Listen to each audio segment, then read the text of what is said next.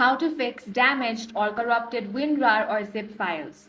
In this video, I will guide you step by step on how you can fix damaged or corrupted WinRAR or zip files. The first thing you want to do is right click on your zip file. Now find the option of WinRAR. Here click on Open with WinRAR. Now you want to click on the option of Tools. Here you will find different options. Click on the one that says Repair Archive. Now go ahead and select the folder where you want to put the repaired archive.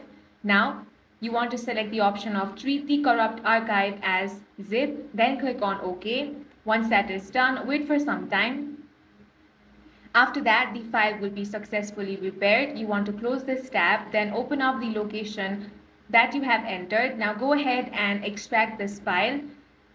You might get some errors over here, but you want to ignore them, and you will see that all the files have been recovered. And that's all for this video. If you found it useful, make sure to hit the like button and subscribe for more videos like this.